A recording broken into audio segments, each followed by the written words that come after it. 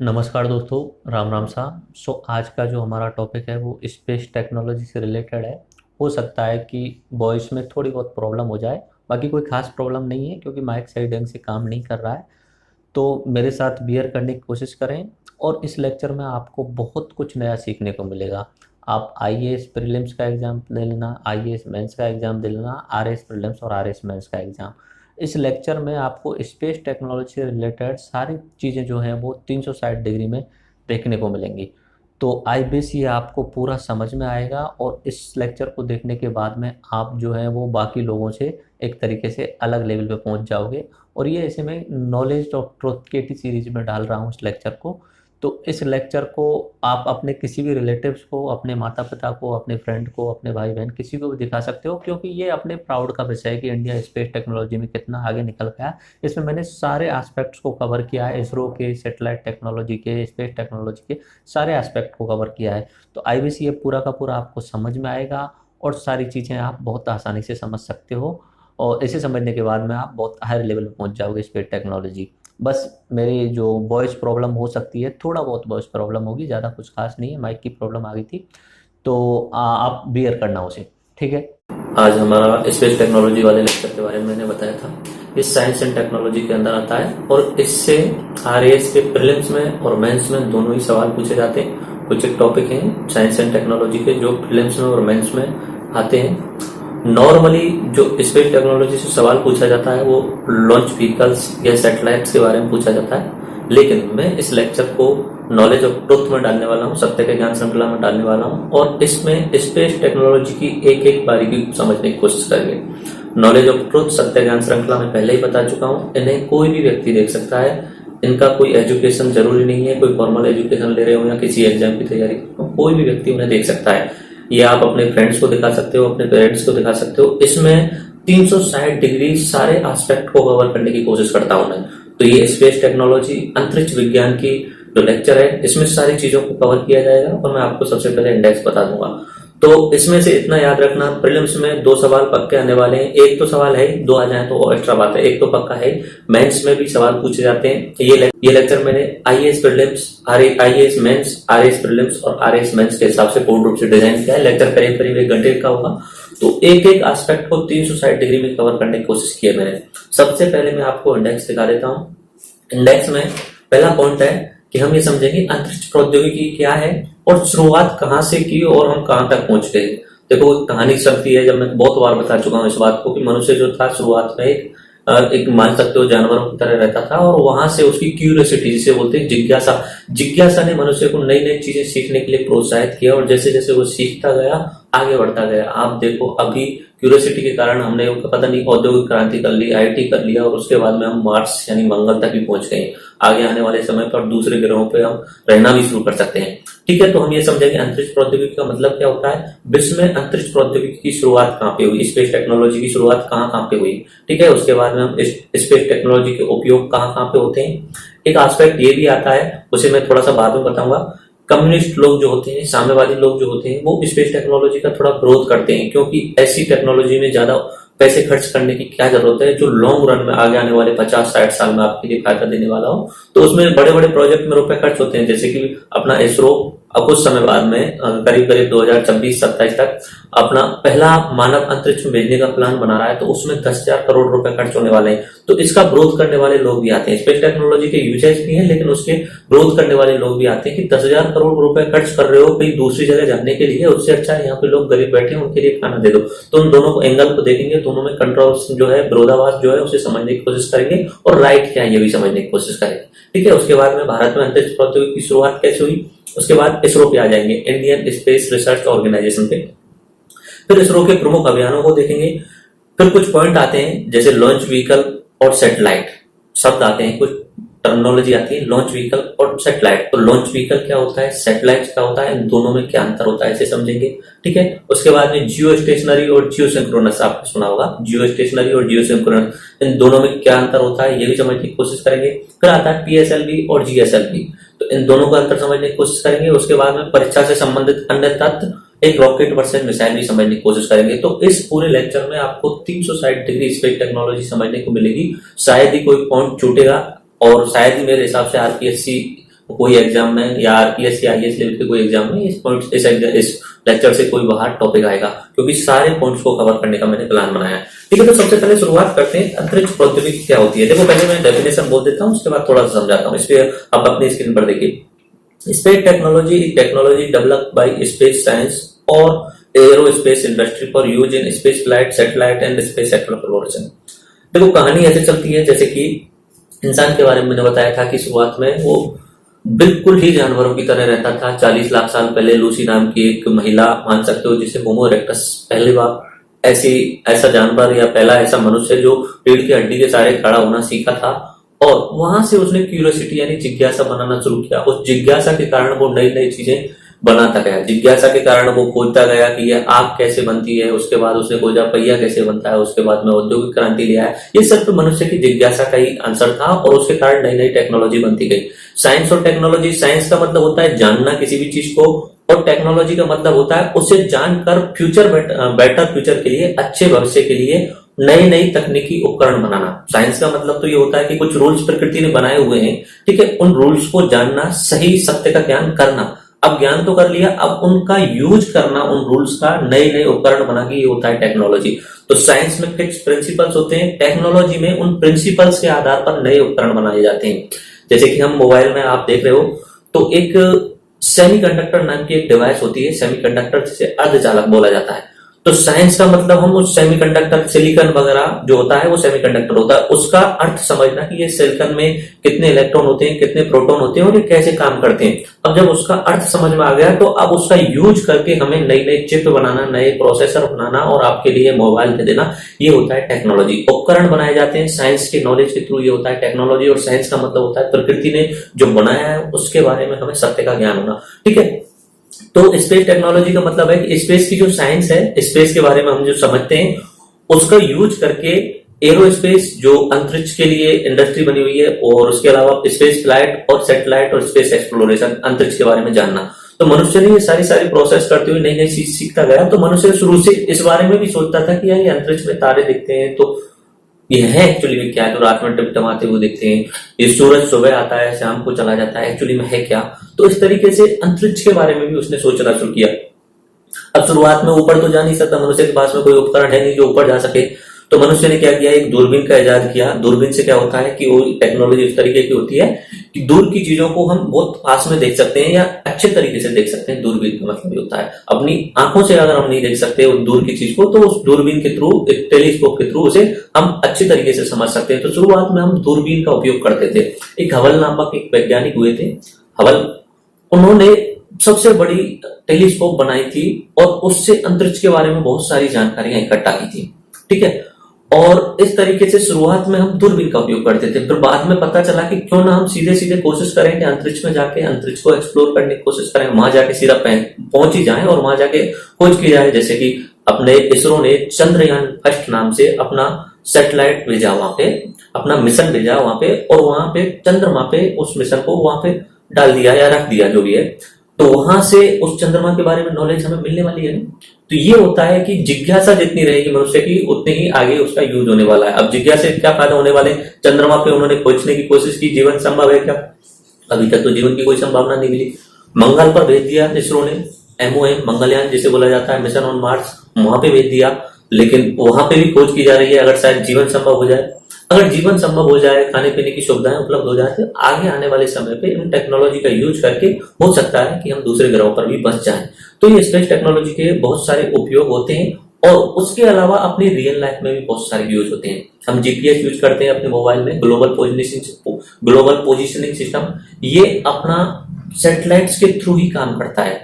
उसके अलावा tele communication होते हैं, बहुत सारे दूरभाष जो पहले पुराने समय पे टेलीफोन होते थे अब भी होते हैं, अपना आर्मी वगैरह यूज करती है, वो सैटेलाइट से कनेक्ट टेलीफोन होते हैं। इस तरीके से इसके यूज तो मैं आगे बताने वाला हूँ। रिमोट सेंसिंग में इसका यूज होता है। रिमोट सेंसिंग मतलब छोटे छोटे लेवल पे सर्वेक्षण करना, ये रिमोट सेंसिंग होता है। हमने सैटेलाइट भेज दिया अंतरिक्ष में, सैटेलाइट में कैमरे लगे हुए हैं, कैमरे में जूम इन जूम आउट का ऑप्शन है, तो जूम इन करते जा रहे हैं। अगर कहीं पे खनिज ढूंढ रहे हैं, हमें खनिजों की मात्रा के बारे में पता करना है, या कहीं पे पानी के बारे में पता करना है, कहीं पे कुछ नई चीज खोज करनी है, तो उनका कैमरे से जूम इन करते जाओ और आपको बिल्कुल धरती के बारे में, अगर मनुष्य वहां तक नहीं पहुंच पा रहा है, अगर जैसे घना जंगल है वहां नहीं पहुंच पा रहा है, तो आप सैटेलाइट के थ्रू से सर्विलेंस कर सकते हो, उसे पहचान सकते हो। वेदर फोरकास्टिंग, मौसम का पूर्वानुमान लगाया जा सकता है। अब जैसे कि बंगाल के सागर से, बंगाल खाड़ी से बहुत सारे तूफान आते रहते हैं। अब बंगाल सागर में तो मनुष्य है नहीं, अब तूफानों का अनुमान लगाने के लिए ऊपर से सैटेलाइट लगे हुए हैं। वो सैटेलाइट ऊपर से देख लेते हैं कि यहाँ पे इस जगह पे बादल तूफान बन चुका है और इस साइड में इस स्पीड से चल रहा है, तो उस समय से पहले लोगों को अवेयर कर दिया जाता है, तो बहुत सारे माल की जो हानि होती है वो बच जाती है। तो वेदर फोरकास्टिंग की जा सकती है, पूर्वानुमान किया जा सकता है। रिमोट सेंसिंग, छोटे छोटे लेवल पर सुदूर संवेदन जिसे हिंदी में बोला जाता है, रिमोट सेंसिंग किया जा सकता है। जीपीएस सिस्टम आप जानते ही हो, आप यूज भी करते हो, गूगल मैप में यूज करते हो। उसके अलावा जीपीएस सिस्टम का बहुत सारी जगह यूज होता है। उसके बाद में सैटेलाइट, टेलीविजन भी सैटेलाइट के थ्रू करते हैं। आप जितना भी डीटीएच हो उनका सब फोकस ऊपर की साइड में होता है, वो सैटेलाइट के थ्रू ही चलते हैं। आपके जो डीटीएच होते हैं, वीडियोकॉन हो या फ्री D2H हो या अपना टाटा सर्विस हो, आपका उसका एंटीना जो होता है उसे ऊपर की तरफ होते हैं, उसका सिग्नल सीधा कहां से कनेक्ट होता है? सैटेलाइट। और सैटेलाइट को कौन भेजता है? जो ब्रॉडकास्टिंग कर रहा है वो। तो ये अपना कनेक्शन बना रहता है। उसके बाद में आर्मी भी यूज करती है, और एस्ट्रोनॉमी यानी खगोल के बारे में जानकारी भी होता है। अंतरिक्ष में जो स्टेशन बने हुए हैं वहां से दूरबीन वगैरह से देखते रहते हैं, डायरेक्ट मिशन भी भेजते रहते हैं। तो ये इसके बहुत सारे उपयोग हैं। तो इस जिज्ञासा के कारण, ये आप देख लीजिए मैंने आपको बनाया हुआ है, जिज्ञासा के कारण नई नई खोज करता नई नई खोज करता रहा मनुष्य, और आज के समय पे और इतना आगे निकल गया है कि आने वाले समय पे हम किसी दूसरे ग्रह पर भी जीवन खोज सकते हैं।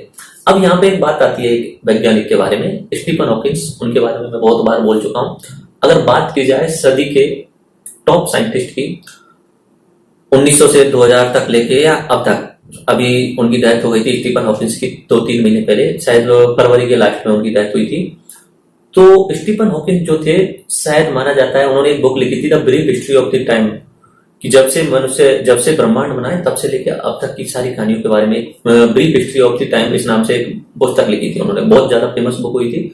तो वो एस्ट्रोनॉमी यानी खगोल शास्त्र यानी अंतरिक्ष में जो जो घटनाएं होती हैं उनके बारे में बहुत बड़े विशेषज्ञ थे। तो उन्होंने एक बात कही थी, the human race is just a chemical scum on a small planet orbiting on a small star in one of the 100 billions of galaxy. उन्होंने बात कही थी कि मनुष्य सिर्फ और सिर्फ एक केमिकल मैल है, रासायनिक मैल है। केमिकल मैल इसलिए क्योंकि मनुष्य का जो बेसिक है वो सेल होता है, सेल यानी कोशिका होता है, और वो कोशिका carbon, hydrogen, oxygen, phosphorus, nitrogen इनसे मिलकर बना हुआ है, जिन्हें चिनॉक्स बोला जाता है। 6 एटम होते हैं, इनसे मिलकर बना हुआ है। जस्ट एक केमिकल स्कम, एक रासायनिक मैल है। और ये एक एक्सीडेंट है कि हम इस ग्रह पर उपस्थित हैं। अगर पृथ्वी सूर्य के थोड़ा सा पास होती तो टेम्परेचर ज्यादा होता, तो हम शायद नहीं रह पाते। अगर सूर्य से थोड़ा दूर होती, टेम्परेचर कम होता, शायद हम नहीं रह पाते। अगर ग्रीन हाउस गैसें ना होती तो हमारा रहना ही संभव नहीं होता। अगर ग्रीन हाउस गैसें ज्यादा होती तो हमारा पृथ्वी पर आग लग जाती। तो इस तरीके से उन्होंने बोला था कि हम जो मनुष्य हैं, हमारे बारे में कोई स्पेशल ऐसा कुछ है नहीं कि हम बाकी लोगों से, बाकी ग्रहों से सबसे अलग हैं। बस इतना है कि कोई एक्सीडेंट है या हम यहाँ पे अवेलेबल हैं। अब आगे आने वाले समय पे हमें एक्सप्लोर करना पड़ेगा। अगर हमने एक्सप्लोर नहीं किया दूसरे ग्रहों के बारे में, तो आगे आने वाले समय पे प्रॉब्लम होने वाली है। किसी दिन कोई उल्का पिंड आएगा, अगर पृथ्वी पर डायरेक्टली प्रलय हो गई तो सारे के सारे लोग खत्म हो जाएंगे। कुछ ना कुछ घटनाएं ऐसी होती हैं और होती आई हैं, पुराने समय से भी होती हैं। जैसे मैंने आपको बताया मास एक्सटेंशन होता है, यानी बर्थ लेवल पे मृत्यु होती है।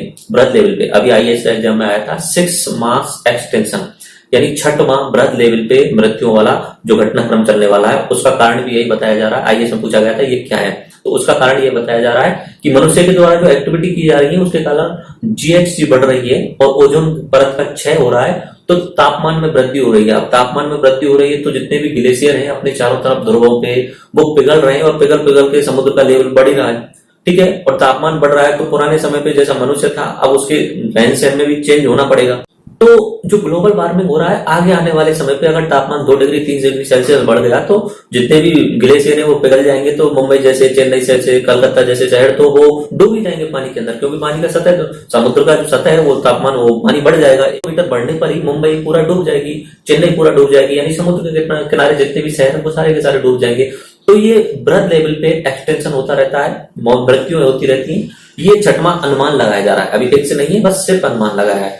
तो स्टीफन हॉकिंस ने यही कहा था कि अब हमें समय के साथ में एक नया ग्रह खोजना पड़ेगा जहां पे जीवन संभव हो, जहां पे पानी मिल सके, जहां पे ऑक्सीजन मिल सके। जहां पानी मिल जाएगा, ऑक्सीजन मिल जाएगा, वही जीवन संभव है। एक्चुअली में जहां पानी मिल जाए वही काफी है।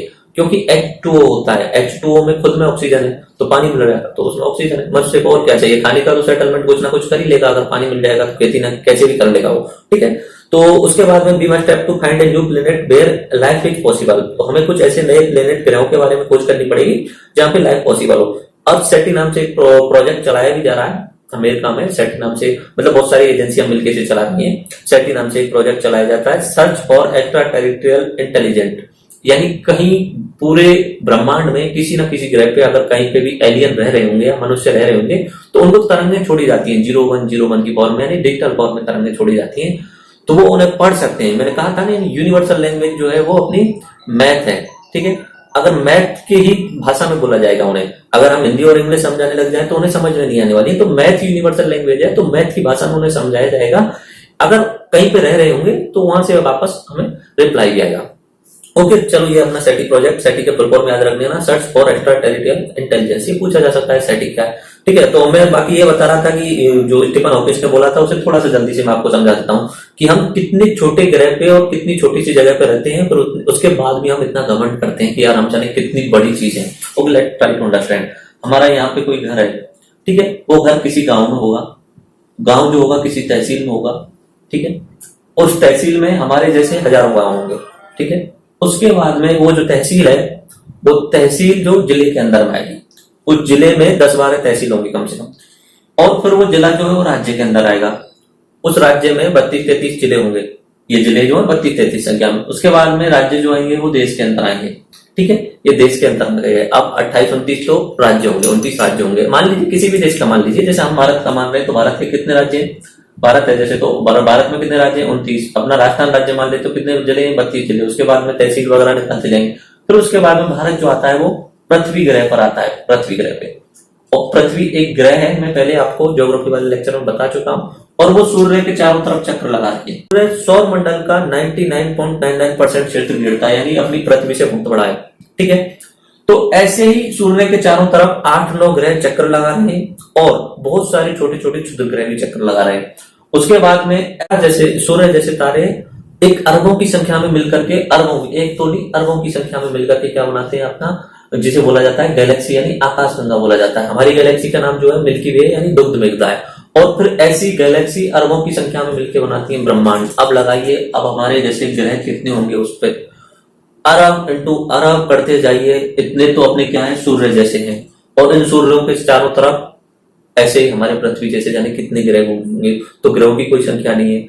अब उसमें से हम भीतर छोटे छोटे से आते जाए तो हमारा गांव घर कितना छोटा हो सकता है। अगर पूरी पृथ्वी पर ही अपने घर को टिक लगाने की कोशिश की जाए, मैं अगर यहाँ पे पूरा अपना विश्व का नक्शा बना दूं और अपने घर को या गांव को टिक लगाने की कोशिश करूंगा तो टिक नहीं लगा पाऊंगा, बिल्कुल छोटा। और यूनिवर्स में अगर टिक लगाने की कोशिश करूं मैं अपने भारत को या अपने विश्व को, अपने ग्रह को, तो भी टिक नहीं लगा पाऊंगा, ठीक है। तो ये अपना बहुत छोटा, ये मैंने बस स्केल बताया था कि यूनिवर्स का स्केल कितना बड़ा है, अपने ज्योग्राफी वाले लेक्चर में बता चुका हूँ। ये स्केल इसलिए बताया था, स्पेस के बारे में हमें खोज करनी है तो इसका मतलब देखो कितना बड़ा वास्ट स्केल है और इसे समझना कितना कठिन हो सकता है हमारे लिए, ठीक है। तो अंतरिक्ष प्रौद्योगिकी के बहुत सारे उपयोग होते हैं। अंतरिक्ष प्रौद्योगिकी समझने के लिए फिर हमें अब कुछ ना कुछ ऊपर भेजना पड़ेगा, सैटेलाइट्स वगैरह भेजने पड़ेंगे। तो इसमें दो चीज यूज की जाती है नॉर्मली, अंतरिक्ष को समझने के लिए हमें कुछ ना कुछ ऊपर भेजना है, या तो नॉर्मली जो होता है, जो पुराना तरीका होता है टेलीस्कोप से समझते रहो। अब क्या होता है, दो चीज यूज की जाती है नॉर्मली, एक होता है अपना लॉन्च व्हीकल, लॉन्च व्हीकल यानी जिसे प्रक्षेपण यान बोला जाता है, और एक होता है सैटेलाइट, सैटेलाइट सैटेलाइट यानी जिसे उपग्रह बोला जाता है। उपग्रह जो होता है वो पृथ्वी के चारों ओर चक्र लगाने वाला होता है। जैसे कि अपना चंद्रमा जो है वो प्राकृतिक उपग्रह है, लेकिन हम जो भेजते हैं वो होता है कृत्रिम उपग्रह। अब इन दोनों का अंतर समझिए, दोनों का ही अंतर होता है। मान लेता हूं एग्जांपल लिखे कि इसरो ने दोनों चीज बनाई। इसरो जो लॉन्च व्हीकल जो बनाता है, लॉन्च व्हीकल जो बनाता है अपना थुम्बा नामक एक जगह, आगे मैं आपको याद करा दूंगा, ज्यादा टेंशन मत लो, थुम्बा नामक एक जगह पे लॉन्च व्हीकल बनाता है। इस तरीके से इसरो ने अपना रॉकेट बना दिया, लॉन्च व्हीकल, ठीक है, लॉन्च व्हीकल बना दिया। ये लॉन्च व्हीकल ऊपर से आपको इस तरीके से दिखेगा, वो ये अपना लॉन्च व्हीकल हो गया। इस लॉन्च व्हीकल के 3-4 स्टेज होते हैं और इन तीनों चारों स्टेज में ईंधन भरा होता है, ठोस ईंधन, द्रव ईंधन, ठोस, इस तरीके से ईंधन भरा होता है। ईंधन इसलिए क्योंकि इसे बहुत ऊपर भेजना है, अपनी पृथ्वी के गुरुत्वाकर्षण लेवल से बाहर तक पहुंचाना है, तो ईंधन ज्यादा चाहिए होता है। और जैसे जैसे टाइम बीतता जाता है, ये ईंधन खत्म हो गया तो ये वाला पार्ट जो है वो हट जाएगा नीचे की साइड से, ये ईंधन खत्म हो गया तो ये वाला पार्ट हट जाएगा, यानी वजन कम होता जाएगा। और सैटेलाइट जो होता है वो लास्ट में यहाँ पे रखा होता है सैटेलाइट। ये सैटेलाइट जो बेंगलुरु में बनाया जाता है इसरो के द्वारा, बेंगलुरु में इसरो का हेडक्वार्टर है। सारी चीजें अभी थोड़ी देर बाद में याद हो जाएंगी। सैटेलाइट यहाँ रखा होता है। लास्ट में जब ये पृथ्वी के बाहर, पृथ्वी के गुरुत्वाकर्षण भार से या जहां पे भी हमें स्टेब्लिश करना होता है, वहां पर जाने के बाद में ये केवल इतना सा हिस्सा बच जाता है रॉकेट का, और इसके अंदर सैटेलाइट होता है। उस सैटेलाइट को वहां छोड़ दिया जाता है और उसको पृथ्वी के चारों ओर घुमा दिया जाता है। बस एक बार वो रोटेशन दे दिया गया तो उसके बाद में ऑटोमेटिक घूमता रहता है। सैटेलाइट जो आप देखते होंगे वो इस तरीके से देखते होंगे आप, नॉर्मली इस तरीके से, अगर आपने देखा हो इस तरीके से होता है सैटेलाइट में यहाँ पे जो होते हैं सोलर पैनल लगे होते हैं, क्योंकि वहां पे एनर्जी तो चाहिए कि उन्हें आगे काम करने के लिए ऊर्जा तो चाहिए ही, तो सोलर पैनल से वो ऊर्जा लेती रहती है, सूर्य से ऊर्जा लेती रहती है। और इसमें जिस चीज का हमें यूज करना है वो होता है, जैसे कि हमें अपने आप को रिमोट सेंसिंग का यूज करना है, तो इसमें बहुत हाई क्वालिटी के कैमरे लगे होते हैं पीछे की साइड में, वो चेक करते रहते हैं। ठीक है, अगर हमें टेलीविजन का ट्रांसफर करना होता है या ब्रॉडकास्टिंग करना होता है तो इसमें एक रिसीवर होता है और एक ट्रांसमीटर होता है। रिसीवर क्या करेगा कि मुंबई से किसी चैनल ने अपना जो एपिसोड वगैरह है, कोई भी प्रोग्राम भेजा, तो वो रिसीवर एक्सेप्ट करेगा और ट्रांसमीटर उसे भेज करके अपने डीटीएच में, जहां पे भी आपके पास में कुछ भी हो, डीटीएच हो या वीडियोकॉन हो, सारी चीजों में आपके पास में वो आ जाएगा, आपके घर में चल जाएगा। तो ये सैटेलाइट जो होता है वो ऊपर जाकर के घूमता रहता है पृथ्वी के चारों ओर। और लॉन्च व्हीकल जो होता है वो इस तरीके से रॉकेट टाइप में होता है। ये रॉकेट जो होता है इसे लॉन्च व्हीकल बोला जाता है। इसके अलग अलग स्टेज होते हैं, 4-5, इनके नाम अलग अलग ईंधन यूज किया जाता है इसमें, ठोस ईंधन, द्रव ईंधन, इस तरीके से, और जैसा ईंधन यूज किया जाता है उसके हिसाब से इनका नाम रखा जाता है। ठीक है, और लास्ट तक जाते जाते जैसे ये ईंधन खत्म हो गया नीचे वाला, इसमें देखो काम किस पर करता है। न्यूटन का थर्ड लॉ होता है, क्रिया प्रतिक्रिया का नियम होता है, अगर आपने सुना होगा। मैं अगर किसी क्रिया करता हूं कोई, तो उसके अपोजिट में प्रतिक्रिया मुझे मिलने वाली है, निश्चित सी बात है। आप किसी को थप्पड़ मारते हो तो आपके हाथ पे भी उल्टा दबाव पड़ता है। ठीक है, इसे आप ऐसे समझ लीजिए जैसे कि आप पानी में कूदते हो एकदम ऊपर से नीचे की साइड में, तो पानी आपको तुरंत ऊपर की साइड में फेंक देता है वापस से। तो ये होती है क्रिया, और फिर आपके उसे एक्शन में प्रतिक्रिया होती है। क्रिया प्रतिक्रिया का न्यूटन का थर्ड लॉ है। तो इसमें क्या होता है कि ये जो अपना लॉन्च व्हीकल है, इस लॉन्च व्हीकल में नीचे की साइड में बहुत ज्यादा ठोस ईंधन का यूज किया जाता है शुरुआत में। और वो ठोस ईंधन क्या होता है, जैसे कि अपना मैं मान लेता हूँ ये रॉकेट है, ये अपना रॉकेट है। इस रॉकेट में नीचे के पार्ट में मैंने ठोस ईंधन यूज किया है जो बहुत ज्यादा धुआं छोड़ने वाला है। धुआं छोड़ेगा तो जैसे जैसे शुरुआत में आप जैसे भी देखते होंगे, कभी सैटेलाइट लॉन्च को देखते होंगे, तो जितना ज्यादा धुआं छोड़ा जाता है शुरुआत में, उसके कारण ही वो उठना शुरू होता है। धुआं यानी वो नीचे की साइड में छोड़ रहा है, धुआं नीचे जा रहा है, तो पृथ्वी उस धुएं पे वापस में एक्शन कर रही है, तो उसे उठना शुरू हो जाता है। तो वो धीरे धीरे धुएं के कारण उठता है। और शुरुआत में जब लॉन्च व्हीकल लॉन्च होता है उस समय चारों तरफ धुआं ही धुआं हो जाता है। और रॉकेट आप जब भी देखते होंगे ऊपर धुएं के ही आधार पर जाता है, यानी आप बोल सकते हो एक तरीके से बहुत ज्यादा पॉल्यूशन भी करता है। तो ये जैसे ऊपर जाएगा उसके बाद में एक पार्ट इसका अलग होकर हट जाएगा, फिर दूसरा पार्ट अलग हो जाएगा, तीसरा पार्ट, चौथा अलग, जैसे जैसे ऊंची स्टेज पे चलते जाएंगे उसके बाद में अलग अलग पार्ट हो जाएंगे। तो लॉन्च व्हीकल जिसे प्रक्षेपण यान बोला जाता है हिंदी में, प्रक्षेपण यान, और उपग्रह सैटेलाइट यानी जिसे उपग्रह बोला जाता है। ठीक है, तो ये आप समझ गए होंगे मेरे हिसाब से। मैंने बात पहले भी बता रहा था कि शुरुआत में इंडेक्स में बताया था, मैं मंत्र बताऊंगा, अभी शुरुआत में ही बता दिया मैंने। लॉन्च व्हीकल के एग्जाम्पल बता देता हूँ। PSLV सुना होगा आपने, polar satellite launch vehicle. GSLV नाम सुना है, जियोसिंक्रोनस सैटेलाइट लॉन्च व्हीकल, इस तरीके से। उसके अलावा अपना GSLV Mark 3, ये इंपॉर्टेंट है, ये इंपॉर्टेंट है, GSLV Mark 3। इसमें क्या किया जा रहा है, क्रायोजेनिक इंजन यूज किया जा रहा है। क्रायोजेनिक इंजन यानी जो हाइड्रोजन, तरल हाइड्रोजन और तरल ऑक्सीजन को ईंधन के रूप में यूज करता है। तो इसकी जो क्षमता होती है वो बहुत ज्यादा होती है क्रायोजेनिक इंजन की, और इसका अपना इसरो सफल परीक्षण कर चुका है। तो ये याद रखना, GSLV Mark जो 3 है ये लॉन्च व्हीकल है, इस तरीके से काम में आता है। ये आया समझ में, ये लॉन्च व्हीकल है, इसमें सैटेलाइट ऊपर लगाया जाएगा। सैटेलाइट बनाने का काम अलग विंग करती है, अलग शाखा करती है, और लॉन्च व्हीकल बनाने का काम अलग शाखा करती है। सैटेलाइट हम और आप भी बना सकते हैं। मेरे मन में आ रहा है कोई सैटेलाइट या कोई कैमरा ऊपर भेजना है अपने लेवल, या कोई भी टीवी चैनल होता है वो अपना सैटेलाइट भिजवा देता है अपना, तो सैटेलाइट हम और आप भी भिजवा सकते हैं। एक अभी आपने सुना होगा सबसे छोटा सा सैटेलाइट किसी मद्रास के किसी स्टूडेंट ने भेजा था और उसे लॉन्च भी किया गया है। ठीक है। लॉन्च करने का काम किसका होता है? लॉन्च व्हीकल का। पहले शुरुआत में क्या होता था कि इसमें जो ऊपर सैटेलाइट जाता है उसका वजन इंपॉर्टेंट होता था कि कितना वजन मेन इंपॉर्टेंट होता है कि जितना वजन ले जा सकता है उतना ही लॉन्च व्हीकल की ज्यादा क्षमता होती है। अभी तो क्या है कि अपनी इंडिया की टेक्नोलॉजी इतनी हाई हो गई है कि हम एक साथ में 105 सैटेलाइट को भेजते हैं। अभी पिछले साल 2017 में शायद फरवरी 2017 में 105 सैटेलाइट को एक साथ में भेजकर विश्व रिकॉर्ड बनाया था इंडिया ने। एक साथ में 105 सैटेलाइट भेजे थे। तो सैटेलाइट जो है वो कोई भी बना सकता है। सैटेलाइट ऊपर जाकर के चारों तरफ घूमते हैं और लॉन्च व्हीकल ऊपर जाने के बाद में खत्म हो जाता है पूर्ण रूप से, उसका कुछ भी हिस्सा नहीं बचता है, यानी ये वाला पार्ट बचता है और इसे भी खोल दिया जाता है। खोल करके सैटेलाइट को अलग कर देता है और लॉन्च व्हीकल का जो हिस्सा है वो अंतरिक्ष में मान सकते हो आप कूड़े के रूप में खो जाता है। तो मेरे हिसाब से आपको ये पॉइंट समझ में आ गया होगा। अब मैं आगे चलता हूँ। लेक्चर थोड़ा बड़ा हो जाएगा, भले ही 1.5 घंटे हो जाए, पर एक एक पॉइंट को कवर करते हैं, ठीक है। अब हिस्ट्री के फैक्ट्स बात करते हैं कि जो अपना अंतरिक्ष प्रौद्योगिकी है उससे रिलेटेड हिस्ट्री के फैक्ट। तो सबसे पहले अंतरिक्ष में जो प्रथम सैटेलाइट जो भेजा गया था वो यूएसएसआर के द्वारा भेजा गया था। यूएसएसआर यानी रूसिया के द्वारा, यूएसएसआर यानी रशिया के द्वारा। एक्चुअली में ये था कि जब द्वितीय विश्व युद्ध खत्म हुआ था तो यूएसएसआर जो था, जिसे रूस बोला जाता है आज के समय पे, यूनाइटेड सोवियत सोशलिस्ट रिपब्लिक, ठीक है, और दूसरा था USA, United state of America, Donald Trump वाला, और यूएसएसआर यानी आज के पुतिन वाला। तो इन दोनों की विचारधारा अलग थी। हिस्ट्री वाले लेक्चर में, पॉलिटी वाले लेक्चर में मैं बता चुका हूं। ये साम्यवादी लोग थे यूएसएसआर वाले, और ये कैपिटलिस्टिक यानी पूंजीवादी समाज वाले थे, पूंजीवादी लोग थे। तो इन दोनों की विचारधारा अलग थी। तो इन दोनों में आपस में युद्ध चलता रहता था, कोल्ड वार जिसे बोला जाता है। युद्ध कभी आपस में हुआ नहीं कि हथियारों से युद्ध हुआ, 2-4 लोग मरे हुए, ऐसा कभी नहीं हुआ, लेकिन बातचीत थी, जंग चलती रहती कि हम अच्छे, ठीक है। तो उस समय दोनों ने इस चीज में स्पेस रेस शुरुआत कर दी कि अगर हमें स्पेस में, अब पृथ्वी की तो सारी जगह गिर गई, सभी जगहों पर कोई ना कोई देश बच गया और नहीं किसी ना किसी ने कब्जा कर लिया, तो अब स्पेस पे कब्जा करेंगे, स्पेस यानी अंतरिक्ष में कब्जा करेंगे। तो यहाँ के लोगों ने और यहाँ के लोगों ने, यूएसएसआर और यूएसए के लोगों के बीच में कंपटीशन हो गया। तो यहाँ से सैटेलाइट बनाने शुरू किए, लॉन्च व्हीकल और सैटेलाइट बना के भेजे जाने लगे, और यूएसए थोड़ा सा उनसे पीछे था, तुरंत एक्शन ले रहा था। जैसे यूएसएसआर आगे सबसे पहले काम करता था यूएसएसआर, उसके तुरंत बाद में यूएसए आ जाता था। बाद में धीरे धीरे यूएसए आगे निकल गया। यूएसए की NASA, national aeronautics and space agency जिसे बोला जाता है, नासा, वो आगे निकल गई, और यूएसएसआर भी अच्छा चल रहा है आज भी, ठीक है। अपना इंडिया इसरो बाद में आया। तो ये समझो, यूएसएसआर ने शुरुआत में 1957 में प्रथम सैटेलाइट भेजा था स्पुतनिक फर्स्ट नाम से। तो ये आपको याद रखना है, आप अपनी स्क्रीन पर देखते चलिए।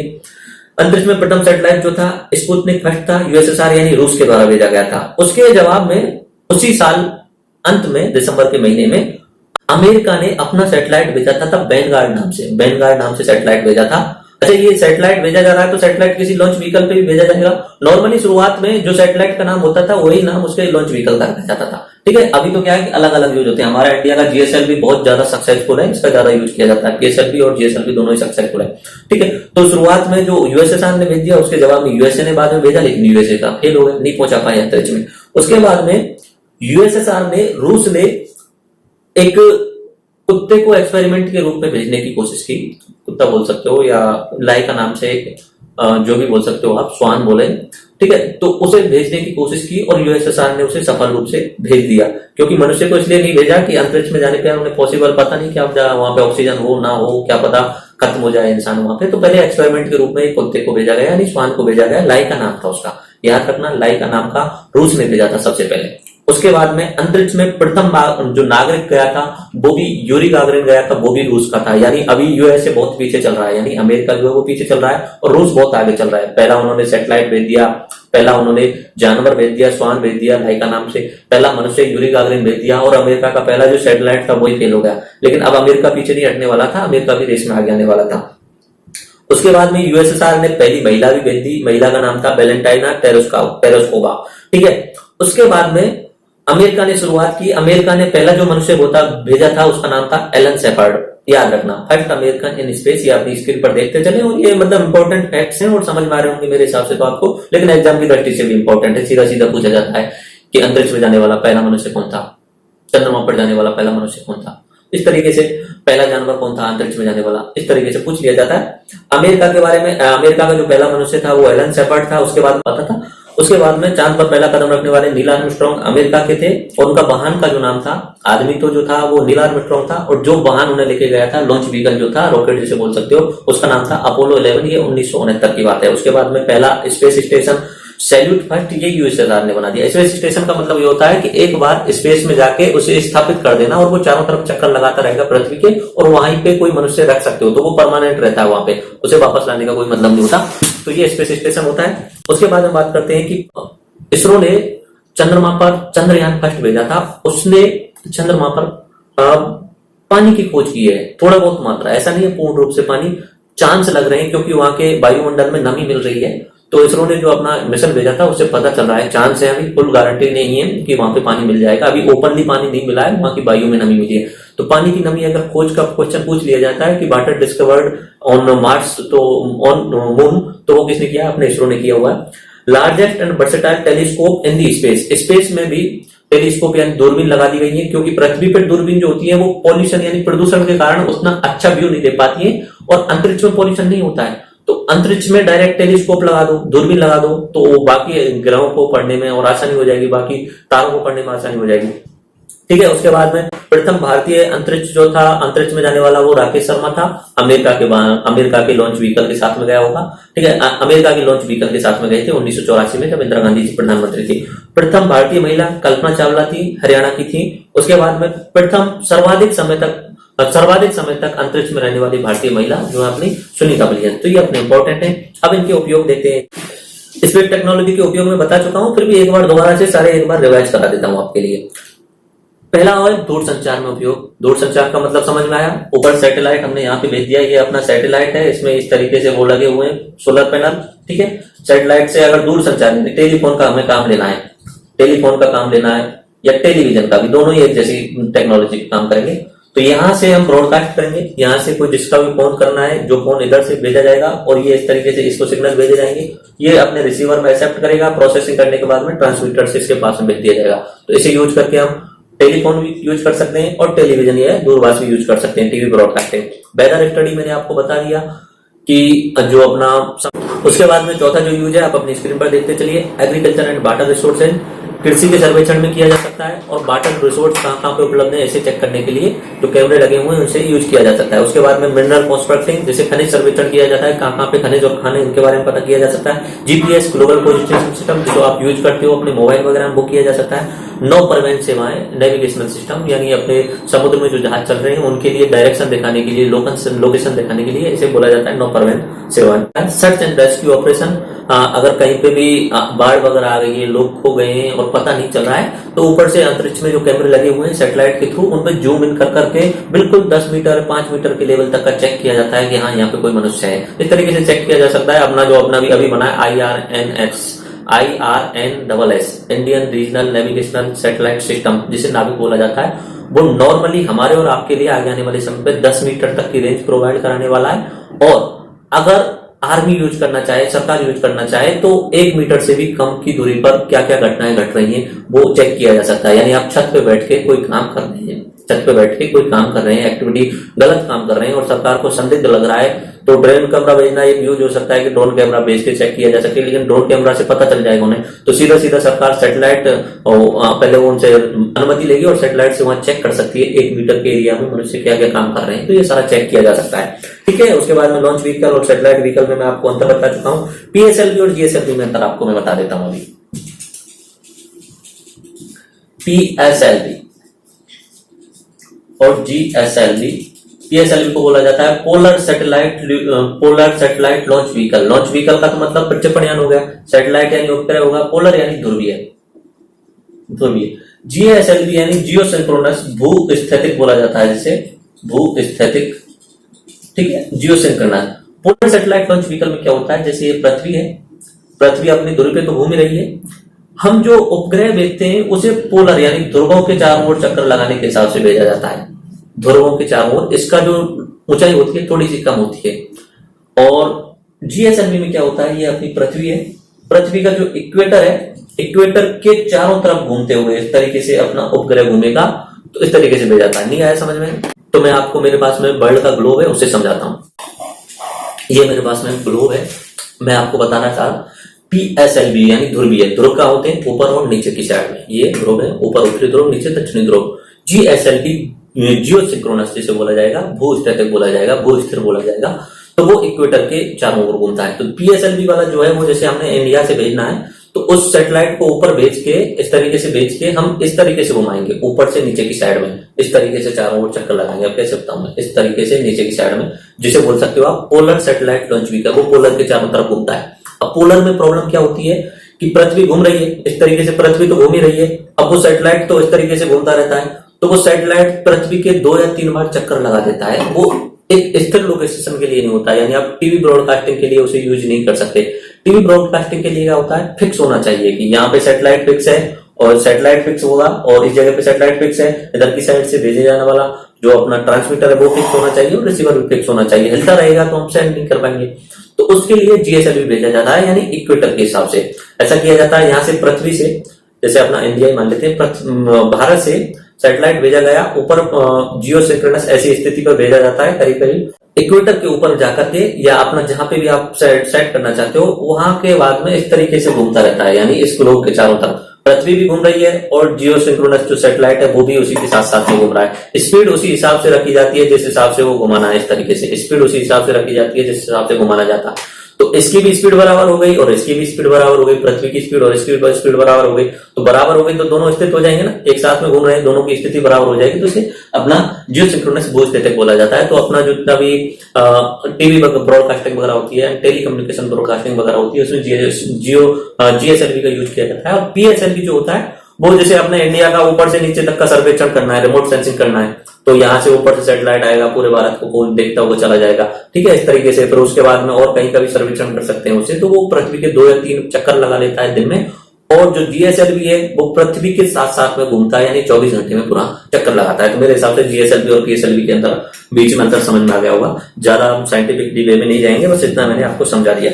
उसके बाद में हम आगे चलते हैं। जैसा कि मैंने आपको पहले ही बताया था कि किसी भी टॉपिक को समझने के लिए आपको फैक्ट पता होना चाहिए, स्टोरी पता होना चाहिए और कॉन्सेप्ट पता होना चाहिए। तो मैं बहुत सारे कॉन्सेप्ट आपको समझा चुका हूँ, कुछ फैक्ट भी बता चुका हूँ। अब स्टोरी की बात करते हैं। अब कहानी है इसरो की, इंडियन स्पेस रिसर्च ऑर्गेनाइजेशन की कहानी है। भारत आजाद हुआ था 1947 में।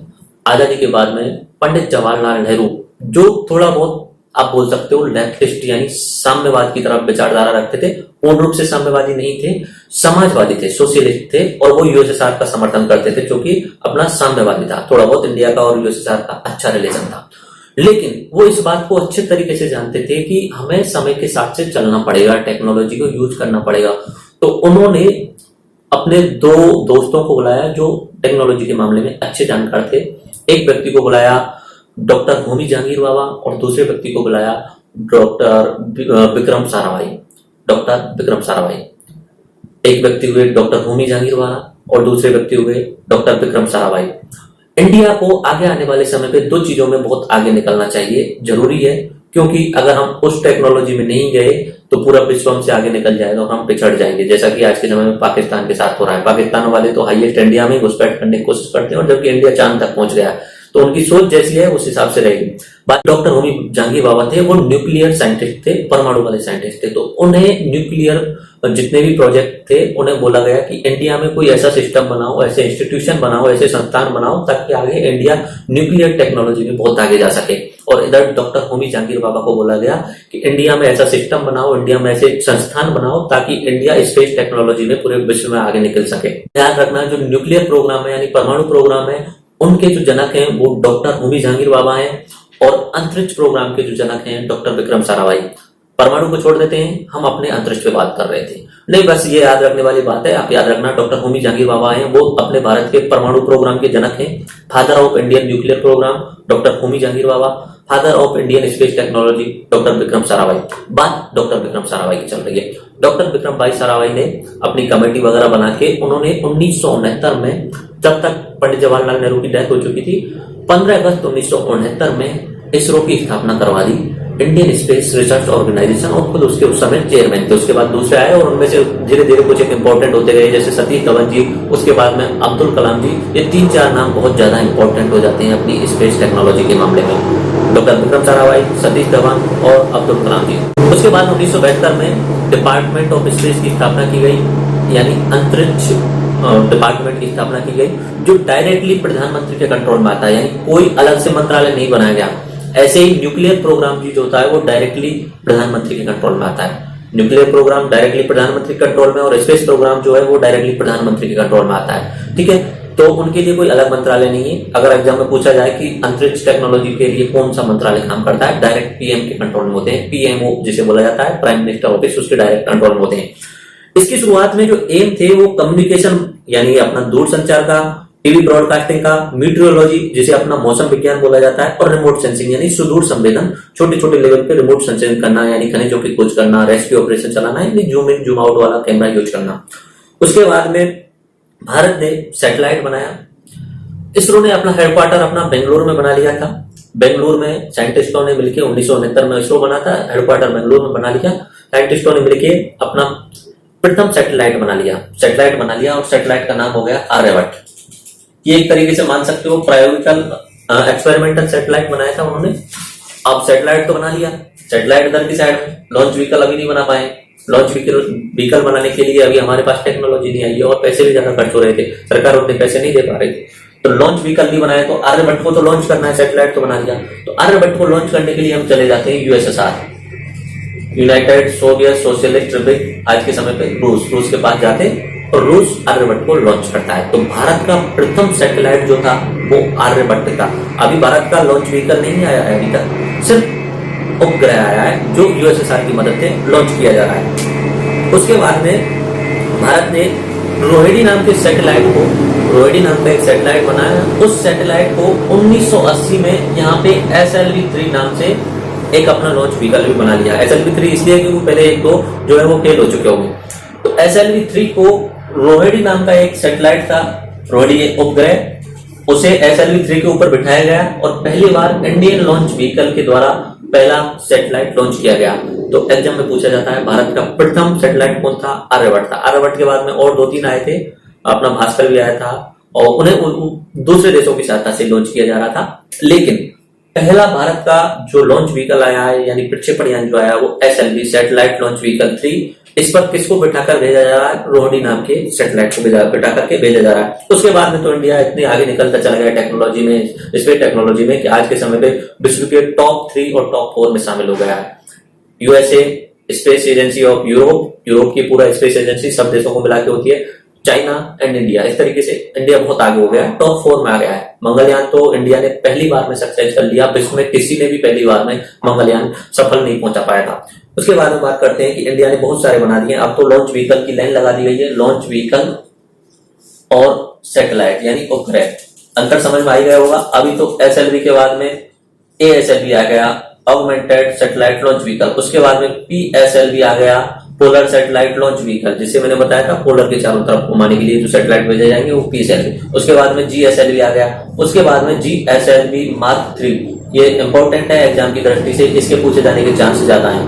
क्रायोजेनिक ईंधन यूज करने वाला GSLV Mark 3, ठीक है। उसके बाद में सैटेलाइट की भी लाइन लगा दी है, आर्यभट्ट, रोहिणी, आर्यभट्ट के बाद में भास्कर भी आया था, लेकिन भास्कर को जो है वो बाहर के देशों के साथ आज भेजा गया था। रोहिणी ऐसा था जिसे SLV-3 पर बिठा करके भेजा गया था।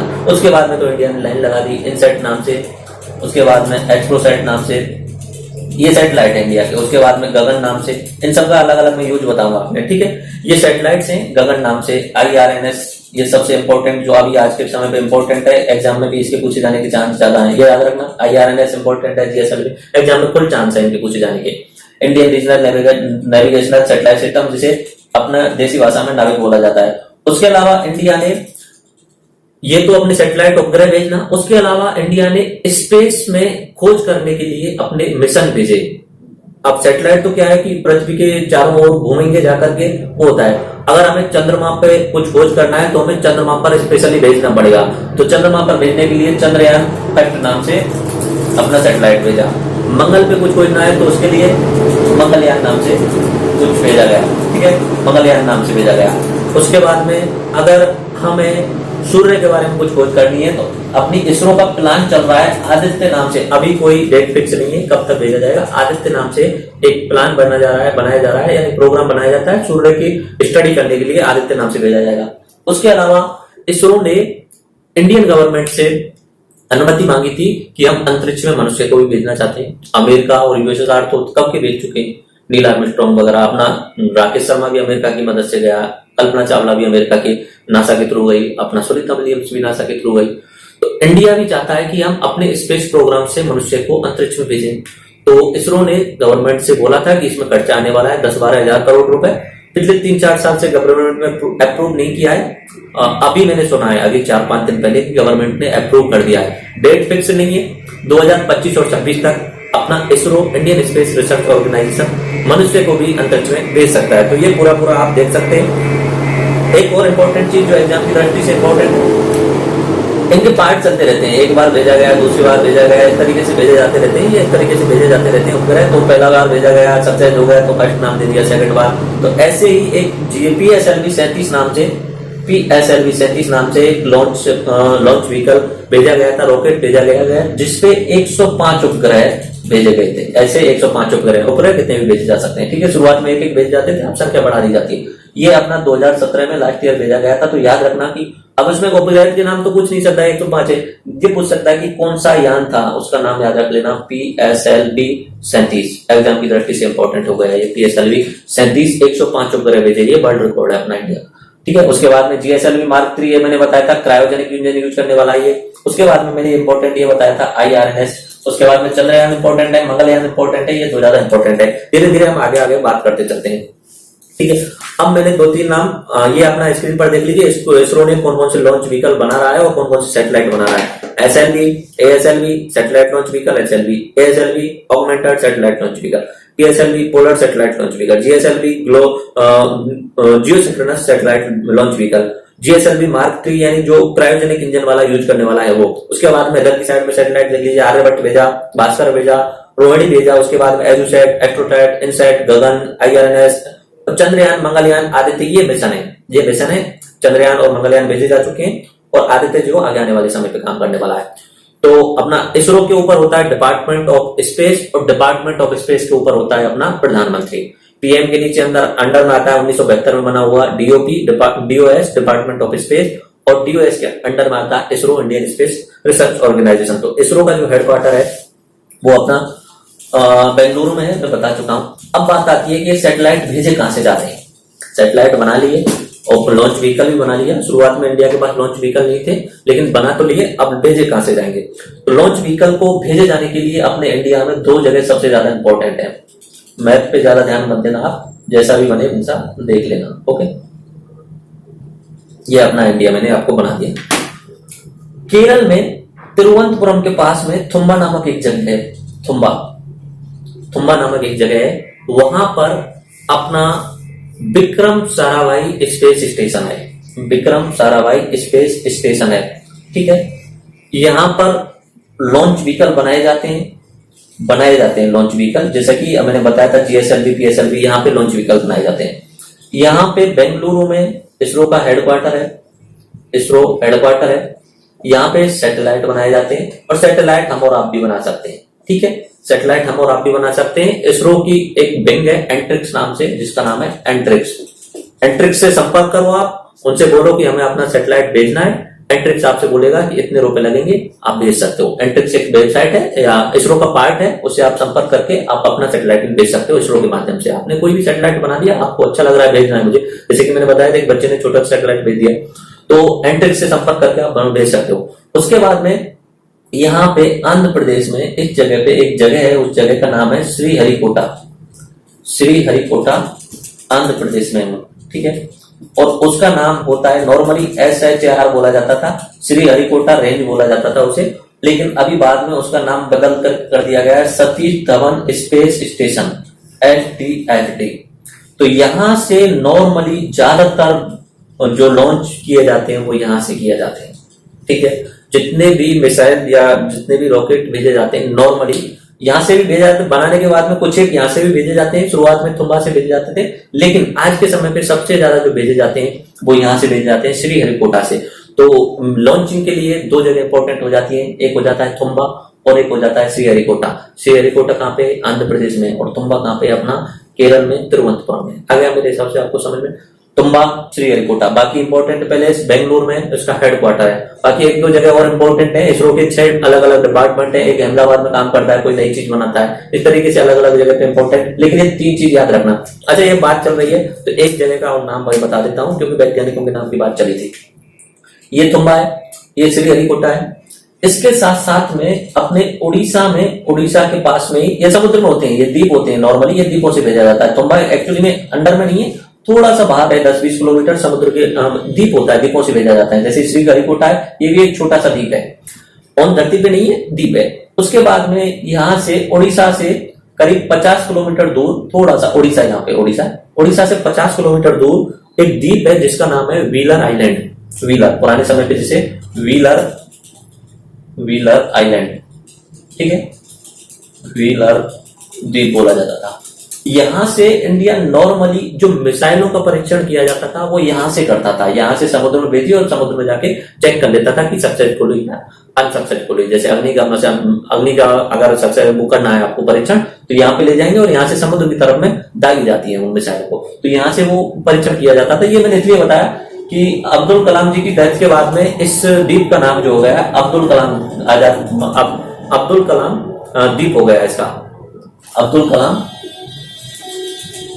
द्वीप हो गया। तो याद रख लेना ये 3 इंपॉर्टेंट वैज्ञानिकों के नाम। ये विक्रम साराभाई के नाम पे विक्रम साराभाई स्पेस स्टेशन यहाँ पे बनाए भी जाते हैं और कुछ एक रॉकेट छोड़े भी जाते हैं, लेकिन मोस्टली रॉकेट कहाँ से छोड़े जाते हैं? आंध्र प्रदेश के श्रीहरिकोटा से, सार जिसे बोला जाता है, सतीश धवन स्पेस सेंटर। और यहाँ से मिसाइल चेक की जाती है। मिसाइल और स्पेस वाले में अंतर हो जाता है, मिसाइल डिफेंस के लिए आता है और स्पेस टेक्नोलॉजी अलग होती है, तो थोड़ा सा अंतर है, खास अंतर नहीं होता है। अंतर बस इतना सा मान लीजिए कि ये जैसे रॉकेट है, ये अपना रॉकेट है, इस रॉकेट में, ये रॉकेट है अपना, इस रॉकेट में अगर हमें स्पेस टेक्नोलॉजी यूज करनी है ना, तो हम क्या करते हैं, इस रॉकेट में यहाँ पे सैटेलाइट डाल देते हैं, ठीक है। ये हो गया हमारा अंतरिक्ष में भेजे जाने वाला काम। अगर हमें यहाँ पे न्यूक्लियर बम डाल देते हैं, परमाणु बम डाल देते हैं, तो ये हो जाती है अपनी मिसाइल। थोड़ा सा अंतर है, खास अंतर नहीं है। काम रॉकेट का तो वही है भेजना। अब उसमें क्या होता है, वो सीधा सीधा भेजा जाता है, और मिसाइल में क्या होता है, डायरेक्शंस होती है, इधर की साइड में भेजना और उससे कंट्रोल भी करना होता है सही ढंग से। तो ये मिसाइल में बस ज्यादा अंतर नहीं है, रॉकेट से जैसा यूज किया जाता है लॉन्च व्हीकल, लेकिन उनके नाम अलग अलग है। मैं आज के लेक्चर में तो थोड़ा सा बता दूंगा, उसके बारे में ज्यादा नहीं बताऊंगा कि पृथ्वी से पृथ्वी पर मार करने वाली, पृथ्वी से सतह से हवा में मार करने वाली के नाम बता दूंगा। उसके लिए डिफेंस टेक्नोलॉजी अलग से लेक्चर बनेगा, ओके। तो इसके आप पूरा स्क्रीन पर आप पूरा देख लीजिए। सैटेलाइट लॉन्च स्टेशन जो है वो श्रीहरिकोटा रेंज है, सतीश धवन स्पेस सेंटर जिसे बोला जाता है, आंध्र प्रदेश में। दूसरा इंपॉर्टेंट है विक्रम साराभाई स्पेस स्टेशन, जिसे तुम्बा तिरुवनंतपुरम में, जिसे TERLS बोला जाता है, जो मैग्नेटिक इक्वेटर होता है अपने पूरे विश्व का। आगे समझाता हूँ थोड़ी देर में। व्हीलर आइलैंड अब्दुल कलाम आजाद द्वीप समूह है, ठीक है, वहां से मिसाइल टेस्टिंग की जाती है। तो इस तरीके से मैंने आपको अब तक इसरो ने कौन कौन से भेजे हैं, ये अपने एग्जाम की दृष्टि से इंपॉर्टेंट है और याद रखने हैं। ये मेरे हिसाब से आपको समझ में आ गया हो। तुम्बा में विक्रम साराभाई स्पेस स्टेशन, यहाँ पे सैटेलाइट लॉन्च व्हीकल बनाए जाते हैं, प्रक्षेपण यान बनाए जाते हैं, यहाँ पे सैटेलाइट बनाए जाते हैं, सैटेलाइट हम आप भी बना सकते हैं। श्रीहरिकोटा से उन्हें भेजा जाता है। मिसाइल चेक करने का काम अपने व्हीलर आइलैंड यानी अब्दुल कलाम आइलैंड को दिखाना होता है, ठीक है। अभी मैं आपको प्रमुख जो अब तक सैटेलाइट भेजे गए हैं उनके बारे में थोड़ा थोड़ा डिस्क्रिप्शन में बता देता हूँ। युद्ध तो मैंने पहले बताया था, आपने स्क्रीन पर ही देखिए, मैं यहाँ दिखा नहीं रहा हूँ क्योंकि टाइम ज्यादा कंज्यूम हो जाता है उसमें। कम्युनिकेशन के लिए यानी दूर संचार के लिए हमने इनसैट भेजा और उसके बाद में जीसैट भेजा। कम्युनिकेशन के लिए पहले इनसैट भेजा, उसके बाद में जीसैट। ये नाम याद कर लेना, पूछ लिया जाता है जीसैट किस यूज में यूज होता है, कौन से काम में लिया जाता है, तो जीसैट जो है वो कम्युनिकेशन के लिए काम में लिया जाता है। अर्थ ऑब्जर्वेशन सैटेलाइट यानी पृथ्वी का परीक्षण करने के लिए कौन कौन से सैटेलाइट भेजे गए, 3-4 सैटेलाइट के नाम याद रखना। कार्टोसैट, उसके अलावा ओशियन सैट, उसके अलावा सरल और उसके अलावा कल्पना। ये 4 आपको याद रखने हैं। डायरेक्टली पूछा जा सकता है कि सरल का यूज किस में किया जाता है, तो एक तरीके से मान सकते हो अर्थ ऑब्जर्वेशन में किया जाता है सरल का यूज। कल्पना का यूज किस में किया जाता है, अर्थ ऑब्जर्वेशन में किया जाता है, अर्थ यानी पृथ्वी के बारे में परीक्षण करने के लिए। कुछ एक साइंटिफिक सैटेलाइट है जिनका यूज मतलब किसी ग्रह के बारे में, किसी उपग्रह यानी चंद्रमा जैसे के बारे में पता करने के लिए किया जाता है। ये मिशन होते हैं, इनमें पैसा थोड़ा सा ज्यादा खर्च होता है, सैटेलाइट लॉन्च में ज्यादा खर्च नहीं होता है, लेकिन इन मिशन पे क्या होता है कि सैटेलाइट लॉन्च में तो क्या होता है कि जैसे अपना पृथ्वी है और हमें सिर्फ और सिर्फ यहाँ तक भेजना है, और मिशन में क्या होता है कि जैसे यहाँ पे चंद्रमा है तो हमें चंद्रमा तक वो यान को भेजना है, चंद्रमा तक भेजना है यान को, और चंद्रमा के चारों ओर घुमा देना है। मंगल पे भेजना है तो मंगल तो बहुत ज्यादा दूर है, तो मंगल के बाद यहाँ पे और यहाँ पे, और रुपए भी लगते हैं और चांस भी रहते हैं फेल होने के। प्रथम प्रयास में ज्यादातर देश फेल हो जाते हैं, इंडिया पहला देश था जो पहली बार में सक्सेस हो गया। तो साइंटिफिक सैटेलाइट यानी वैज्ञानिक परीक्षण के लिए एस्ट्रोसॉट, ये तो अपना नॉर्मली एस्ट्रोसैट भेजा गया। उसके बाद में खगोल अध्ययन करने के लिए, एस्ट्रोसैट का मतलब खगोल अध्ययन करने के लिए। मिशन ऑन मार्स भेजा गया, मंगलयान जिसे बोला जाता है, 2013 में भेजा गया, 2014 में पहुंचा। चंद्रयान भेजा गया 2008 में, और चंद्रयान 2 के प्लान चल रहे हैं, फ्यूचर में और भेजा जाएगा। नेविगेशनल सैटेलाइट यानी अपना नौपरवेन के लिए लोकेशन ज्ञात करने के लिए, एग्जैक्ट लोकेशन। शुरुआत में गगन भेजा गया, और अभी IRNS सबसे ज्यादा इंपॉर्टेंट है, इसके बारे में मैं अभी थोड़ा और डिटेल में बता दूंगा, ये याद रखना है। इसका दूसरा नाम है नाविक। उपग्रह भेजे गए, 7 उपग्रह गए। ये अपना इंडिया है, ये अपना इंडिया जो है, इंडिया का पूरा लोकेशन मैप कर लेगा 1-1 मीटर तक का, और उसके अलावा 1500 किलोमीटर तक की दूरी में जितने भी देश आ रहे हैं उनमें क्या क्या एक्टिविटी है ये भी चेक कर लेगा। पाकिस्तान में किसी छत पे बैठ के कोई व्यक्ति क्या कर रहा है ये भी चेक किया जा सकता है IRNSS के द्वारा। अमेरिका का GPS है, इंडिया का IRNSS है। देखो IRNS की भी कहानी है एक थोड़ी सी। 1998 में जब करगिल का युद्ध चल रहा था, उस समय इंडिया ने जो पाकिस्तान से घुसपैठ आ गए थे, तो उनकी लोकेशन ज्ञात करने के लिए इंडिया ने अमेरिका से संपर्क किया था कि आप अपनी GPS टेक्नोलॉजी के थ्रू हमें एग्जैक्ट लोकेशन बता दीजिए कि कहाँ पे घुसपैठ लोग आ चुके हैं। GPS से तो पता चल सकता है, ऊपर से चेक करके पता चल जाएगा। अमेरिका ने GPS का मना कर दिया कि हम नहीं बता सकते, और पहले बताता था, और लेकिन जब मैन युद्ध हुआ तब मना कर दिया। तो उसके बाद में अटल जी की सटक गई, उन्होंने सोचा यार ऐसे कैसे चल सकता है यार, ये तो हमें अपना बनाना पड़ेगा, नहीं तो ये तो मैन युद्ध में मना कर दिया, तो छोटा सा युद्ध है, अगर कोई बड़े स्केल पे युद्ध हो गया तब भी मना कर दिया तो हम तो हार जाएंगे युद्ध को। तो उन्होंने उसी समय अपने इसरो से कॉन्टेक्ट किया और उन्होंने उनसे बोला कि ऐसा सैटेलाइट सिस्टम बनाओ ताकि हम 1-1 मीटर की दूरी तक अपना GPS, खुद का कौन GPS बन जाए। तो IRNS की शुरुआत उस समय हुई थी, और IRNSS यानी Indian regional navigational satellite system ये कंप्लीट हुआ है इसी साल लास्ट अप्रैल के महीने में। इसका सातवां जो उपग्रह था वो भेजा गया था, और उसके कंप्लीट होने के बाद में अब 1 मीटर की दूरी तक का हम चेक कर सकते हैं। हमारे और आपके लिए कुछ समय में अवेलेबल हो जाएगा 10 मीटर तक का, और सरकार के पास में रेस्ट्रिक्टेड यूज होगा, प्रतिबंधित यूज होगा, वो 1 मीटर से कम तक का यूज होगा। तो गगन और IRNS ये हो गए। उसके बाद में स्टूडेंट्स वगैरह की पढ़ाई लिखाई के लिए एजुसेट नाम से एक सैटेलाइट भेजा गया था। आगे बात करते हैं IRNS के बारे में। मैं जो बोल रहा था वही आ गया अभी। IRNS Indian regional navigational satellite system, इसे नाविक भी बोला जाता है, इसे GPS ऑफ इंडिया भी बोल सकते हैं। इसके 2 तरीके से यूज होने वाले हैं। स्टैंडर्ड पोजिशनिंग सर्विस जो हमारे और आपके लिए यूज होने वाली है, हम अपने मोबाइल में GPS की जगह कुछ समय बाद में नाविक यूज करने लग जाएंगे। उसमें 10 मीटर तक की दूरी में क्या क्या घटनाएं हो रही है ये पता चल जाएगा, हम जूम आउट करते जाएंगे आपको पता चल जाएगा। रेस्ट्रिक्टेड सर्विसेज ये आर्मी पर्सनल के लिए है, गवर्नमेंट के पास में रहेंगी, इसमें मीटर से कम की दूरी पर क्या क्या घटनाएं हो रही है पता चल जाएगा। 7 सैटेलाइट भेजे गए हैं इसमें, एक्चुअली में 7 भेजे जाने थे, 8 भेजे गए। 7वां जो था वो लास्ट में जो भेजा गया था वो फेल हो गया था, तो फेल होने के कारण फिर दोबारा से 8वीं बार भेजा गया, ये अप्रैल में भेजा गया, वो 8वीं बार भेजा गया, वो सक्सेस हो गया। तो अब टोटल 7 सैटेलाइट हैं जो ऊपर घूम रहे हैं, अंतरिक्ष में घूम रहे हैं, और इंडिया का GPS उन्होंने बनाया हुआ है।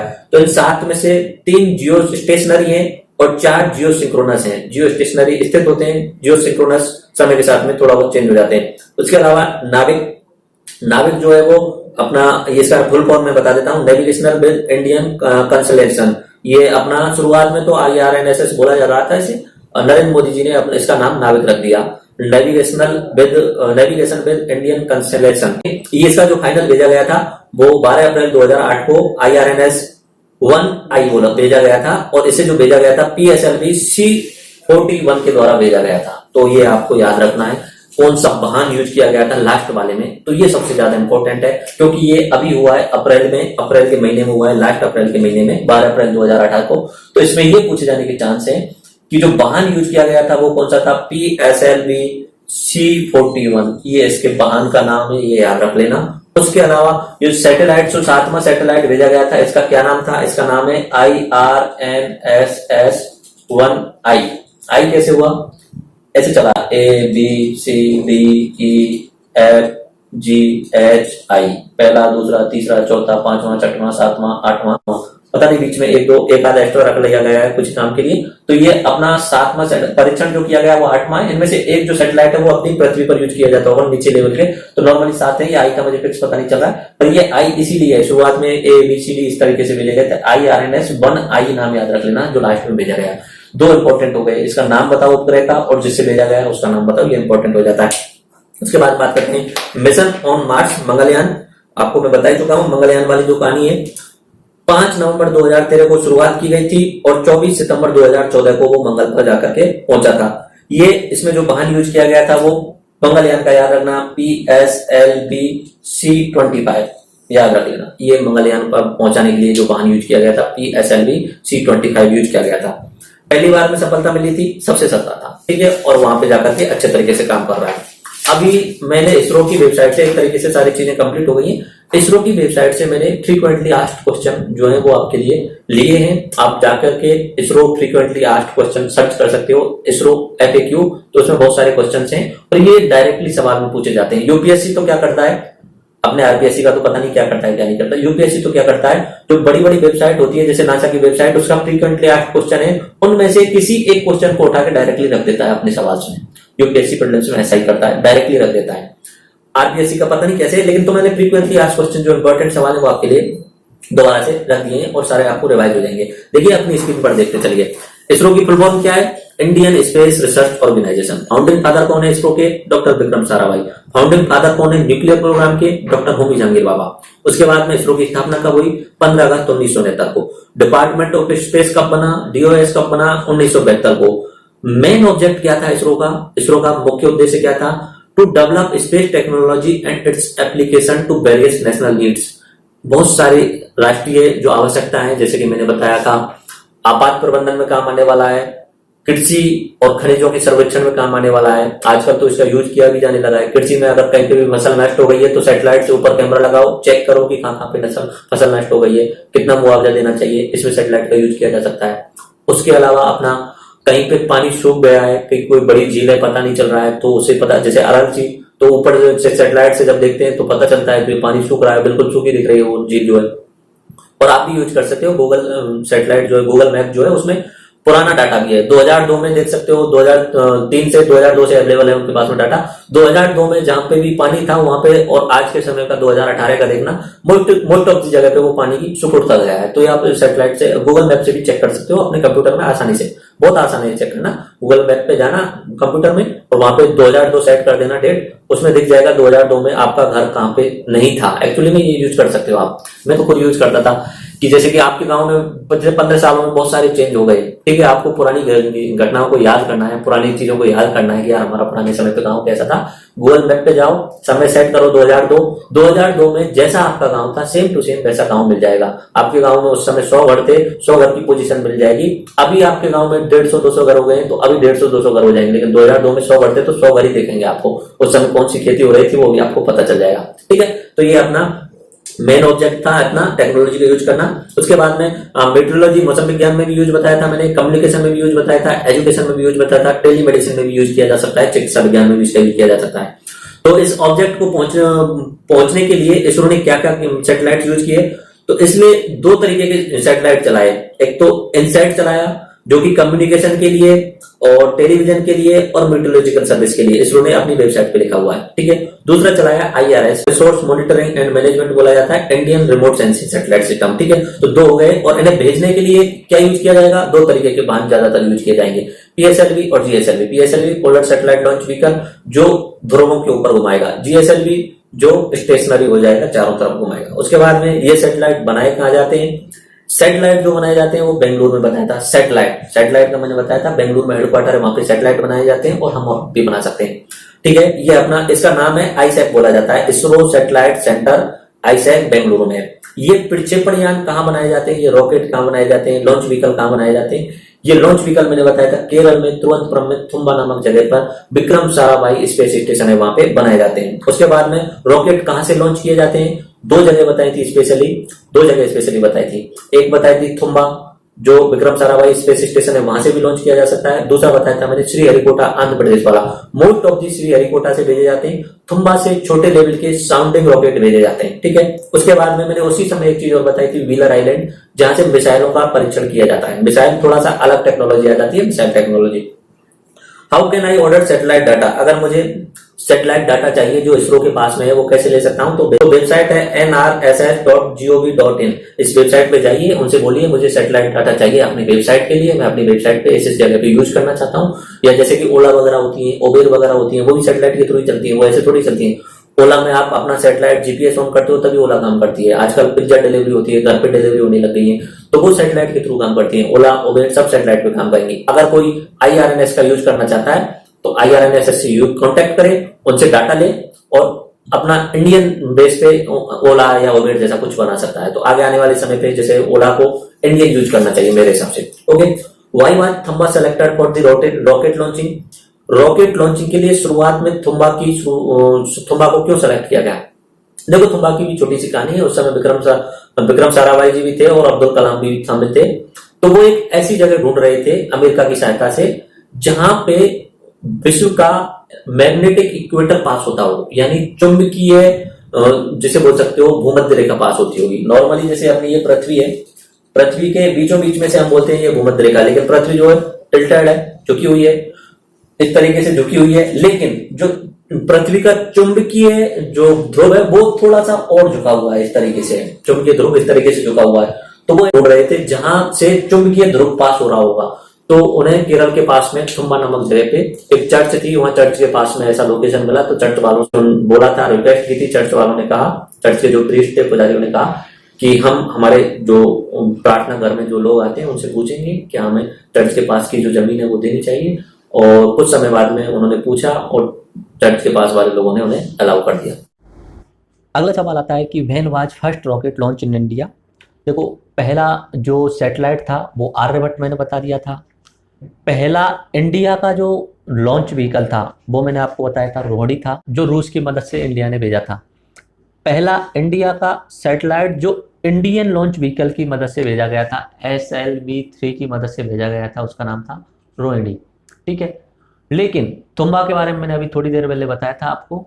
थुम्बा की जो इक्वेटोरियल होने के कारण, मैग्नेटिक इक्वेटोरियल होने के कारण अमेरिका ने भी वहां से लॉन्च करने की कोशिश की थी और लॉन्च भी किया था अपना। तो भारत में पहला लॉन्च किया गया जो रॉकेट था वो अमेरिका का था, थुम्बा में से। उसका नाम था, आप याद रखना, अमेरिका का नायक अपाचे। नायक अपाचे ये नाम था। भारत में पहली बार लॉन्च किया गया, अगर पूछ लिया जाए भारत में पहली बार लॉन्च किया गया रॉकेट कौन सा था, नायक अपाचे। अगर पूछ लिया जाए भारत में भारत का निर्मित पहला रॉकेट कौन सा था, तो SLV-3, जिसपे रोहिणी को भेजा गया था। उसके बाद में हम बात कर लेते हैं इसरो के प्रमुख सेंटर कहाँ कहाँ पे हैं, बता चुका हूँ वैसे तो। हेडक्वार्टर बेंगलुरु में, जिसे ISAC बोला जाता है। उसके अलावा तिरुवनंतपुरम है, तिरुवनंतपुरम केरल में विक्रम साराभाई स्पेस स्टेशन है। उसके बाद में श्रीहरिकोटा आंध्र प्रदेश में सतीश धवन स्पेस सेंटर या SHAR श्रीहरिकोटा रेंज बोला जाता है। उसके बाद में अहमदाबाद में SAC है, हैदराबाद में NRSC है। उसके बाद में LPC liquid petroleum space centre, इस तरीके से कुछ नाम है इसका। तिरुवनंतपुरम, बेंगलुरु और महेंद्रगिरी, 3 जगह पर। तो ये 6 इंपॉर्टेंट है। पहला प्रक्षेपण यान जो भेजा गया था इंडिया के द्वारा वो था SLV-3, बता चुका हूं आपको, जिसपे रोहिणी को भेजा गया था। पहला भारतीय उपग्रह कौन सा भेजा गया था, आर्यभट्ट, जो USSR की मदद से भेजा गया था। एंट्रिक्स नाम थोड़ी देर पहले भी बताया था, ये एग्जाम में पूछा जा सकता है कि एंट्रिक्स क्या है। एंट्रिक्स जो है वो इसरो का कमर्शियल विंग है। कमर्शियल यानी व्यापार करने के लिए बनाया गया एक विभाग बनाया गया है। व्यापार करने के लिए, ये इसरो का व्यापार करने के लिए बनाया गया विभाग है। तो एंट्रिक्स के पास आप कॉन्ट्रैक्ट करके अपना सैटेलाइट भेज सकते हो, लेकिन एंट्रिक्स आपसे पैसे लेगा, यानी बिजनेस करने के लिए। तो एंट्रिक्स इसरो का कमर्शियल विंग है। ओके, उसके बाद में विश्व की और 1-2 उनका नाम बता देता हूं, आप अपनी स्क्रीन पर ही देखते चलिए। NASA, national aeronautics and space administration, या सीधा सीधा नेशनल एरोस्पेस एजेंसी भी बोल सकते हो। ये अमेरिका की इसरो जैसी अमेरिका की अंतरिक्ष प्रौद्योगिकी वाली स्टेशन है। ओके, उसके बाद में एक प्राइवेट और आता है, स्पेस एक्स, अगर आपने नाम सुना हो स्पेस एक्स, ये बहुत ज्यादा इंपॉर्टेंट चल रहा है आज के समय पे। एलन मस्क नाम के एक व्यक्ति हैं, एलन मस्क नाम के एक प्राइवेट व्यक्ति हैं। उन्होंने शुरुआत की थी स्पेस एक्स की 2002 के आसपास में, और ये स्पेस एक्स बहुत हाई लेवल पे पहुंच गया है। ये री लॉन्च करने वाले रॉकेट भी यूज करने लगा है। रीलॉन्च यानी दोबारा से यूज किए जाने वाले रॉकेट भी इन्होंने बना लिए हैं। पहले तो क्या होता है, रॉकेट भेज दिया, उसके बाद में खत्म होता जाएगा ईंधन, वो रॉकेट नष्ट होता जाएगा। किसी भी सैटेलाइट को भेजने में जो रॉकेट भेजा जाता है वो पूर्ण रूप से नष्ट हो जाता है। इन्होंने पहली बार रीलॉन्च किए जाने वाले रॉकेट भी बना लिए हैं, ठीक है। इसके नाम याद रखना, ये प्राइवेट है, पूरा का पूरा प्राइवेट है, इसका गवर्नमेंट पे कोई कंट्रोल नहीं है। बाकी नासा गवर्नमेंट का है, इसरो गवर्नमेंट का है, यूरोपियन स्पेस एजेंसी वो भी गवर्नमेंट के कंट्रोल में होती है, चाइनीज गवर्नमेंट के कंट्रोल में होती है। जो सबसे इंपॉर्टेंट स्पेस एक्स, ये स्पेस एक्स सबसे पहले बात की इसने कि मंगल पे प्लॉट काटेंगे, मंगल पे लोगों को भेजेंगे। अभी उसके कोई चांस नहीं है 10-20 साल तक तो, पर लेकिन वो ख्वाब तो दिखा रहा है, वो इन सारी चीज़ों के बारे में सोच रहा है। तो ये याद रखना, एलन मस्क, ये एलन मस्क नाम बहुत इंपॉर्टेंट हो जाता है। एलन मस्क ये टॉप एंटरप्रेन्योर मान सकते हो और आगे आने वाले समय पे सबसे ज़्यादा अमीर होने वाला व्यक्ति है। इसने स्पेस एक्स बना दिया, ठीक है, स्पेस एक्स बना दिया, इससे लोगों को मंगलयान पे भेजने का ख्वाब दिखाने लगा है, ठीक है। उसके अलावा अगर आपने टेस्ला मोटर का नाम सुना हो, टेस्ला मोटर ने ऑटोमेटिक कार बनाना शुरू कर दिया है, ऑटोमेटिक कार और इलेक्ट्रिकल कार बनाना शुरू कर दिया है, जो आगे आने वाला फ्यूचर है। तो सबसे ज़्यादा अगर यूज की जाने वाली अगली जो कार होंगी वो टेस्ला मोटर की जाएंगी, और सस्ते दामों पर ये बेचना शुरुआत भी कर दिया है। ऑटोमेटेड, ड्राइवर की कोई ज़रूरत नहीं है, इलेक्ट्रिकल, आपको ईंधन जलाने की कोई ईंधन डलवाने की कोई ज़रूरत नहीं है पेट्रोल डीजल की। तो ये अपना टेस्ला यूज करने वाला है इसे, ठीक है। जो जिसका अपना इस समय शायद एलन मस्क इसके हैंड है। और उसके अलावा आगे बात की थी क्रायोजेनिक इंजन के बारे में, बहुत बार बता चुका हूँ। क्रायोजेनिक इंजन जो इंडिया ने बनाया है उसका नाम है GSLV Mark 3। एग्जाम में सीधा पूछा जाएगा क्रायोजेनिक इंजन कौन सा है, PSLV, GSLV, C34, इस तरीके से 2-3 ऑप्शन देंगे, और GSLV Mark 3। तो GSLV Mark 3 पे आपको टिक लगाना है। इसमें ईंधन जो यूज होगा वो तरल ऑक्सीजन और तरल हाइड्रोजन ईंधन यूज होगा। तो इस तरीके से मैंने टेक्नोलॉजी, स्पेस टेक्नोलॉजी के सारे एस्पेक्ट कवर कर लिए हैं। मेरे हिसाब से सारे के सारे बिंदु आपकी समझ में भी आ गए होंगे। मैंने अब्दुल कलाम व्हीलर आइलैंड के बारे में बताया था, तो मैंने बोला था वो मिसाइल टेक्नोलॉजी से रिलेटेड है। मिसाइल टेक्नोलॉजी और सैटेलाइट टेक्नोलॉजी में कुछ खास ज़्यादा अंतर नहीं है। मिसाइल में क्या होता है, जो होता है वो मिसाइल को गाइडेड करके सतह के आसपास में कहीं देश पे भेजना होता है, उस तरीके से गाइडेड रखना होता है। और अपना रॉकेट जो होता है वो सीधा का सीधा ऊपर जाता है और ऊपर सैटेलाइट होता है। मिसाइल में क्या होता है, उसमें न्यूक्लियर होता है। जैसे कि ये अपना रॉकेट है, रॉकेट है, रॉकेट में यहाँ पे अलग अलग स्टेज हैं इसकी। ऊपर की साइड में ये जो अपना इसे बोला जाएगा हेड बोला जाएगा, यहाँ पे अपना सैटेलाइट रख दिया, तो इसे अपन बोल सकते हैं अपना एक तरीके से रॉकेट जो अंतरिक्ष में जाने वाला है। अगर यहाँ पे मैंने बम रख दिया और बम इस रॉकेट का जो मुंह है पाकिस्तान की साइड में कर दिया, तो ये क्या हो जाएगा, मिसाइल हो जाएगा। बस खास कोई अंतर नहीं है। मिसाइल जो है वो अलग अलग नाम है उनके, एक तरीके से देख लीजिए। छोटे लेवल की मिसाइल बनाई जाती है, सतह से सतह पे मार करने वाली मिसाइल के नाम बता दे रहा हूँ। लो रेंज की बैलिस्टिक मिसाइल बोला जाएगा, जो है दूरी तक जो है पृथ्वी और प्रहार। ये जो मैं आपको मैप में या अपने स्क्रीन पे दिखा रहा हूँ, ये बहुत ज़्यादा इंपॉर्टेंट है। इसमें से एक सवाल पक्का किसी भी एग्जाम में पूछा जाता है, सतह से सतह मार करने वाली कौन सी है, सतह से वायु मार करने वाली कौन सी है। तो ये आप याद करना, कैसे भी याद कर लेना। ओके, लो रेंज की जो है वो पृथ्वी और प्रहार है, ये भी सतह से सतह पे मार करेंगे, यानी अपने इंडिया से सीधा पाकिस्तान पे भेज दो, ठीक है। उसके बाद में अग्निफस्ट से लेके अग्नि-4 तक जो है वो मीडियम रेंज की है, जिनकी दूरी जो है कवर करने की 500 किलोमीटर, 600 किलोमीटर, 1000 किलोमीटर, 3000 किलोमीटर तक की होती है। अग्नि-5 जो है, अग्नि-5 जो बनी है इंडिया की, वो 5000 किलोमीटर तक कवर कर सकती है। तो 5000 किलोमीटर का मतलब होता है कि 2-3 महाद्वीपों को कवर कर लेना, 2-3 महाद्वीप कवर कर लेना, यानी अंतर महाद्वीपीय ballistic missile, inter continental ballistic missile, जिसे ICBM बोला जाता है। तो अग्नि-5 जो है वो सतह से सतह पे मार करने वाली ICBM है, इंटर कॉन्टिनेंटल बैलिस्टिक मिसाइल। अग्नि-1 से लेके 4 तक जो है वो मीडियम रेंज की बैलिस्टिक मिसाइल है, सतह से सतह पे मार करने वाली।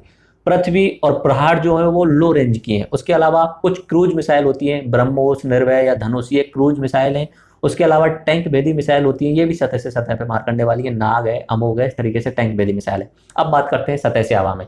यहाँ पे अपना इंडिया है, इंडिया से हमें कोई जहाज जा रहा है पाकिस्तान का, वो अपने इंडिया के ऊपर होकर निकल रहा है और उसमें लग रही है कुछ गलत एक्टिविटी हो सकती है और हमें उसे मारना है। तो सतह से हवा में एक्ट करने वाली आकाश, त्रिशूल और बराक, इनकी दूरी ज़्यादा नहीं होती है, लो रेंज वाले होते हैं और इन्हें अपने सतह से हवा पे मार किया जा सकता है। उसके बाद में एंटी बैलिस्टिक मिसाइल होती हैं, जो अगर कोई मिसाइल किसी ने भेज दी इंडिया के ऊपर अगर पाकिस्तान ने कोई मिसाइल भेज दी और उस मिसाइल को डीएक्टिवेट करना है, तो इंडिया अपना इस साइड से मिसाइल भेजेगा और वो दोनों आपस में नष्ट होकर खत्म हो जाएंगे।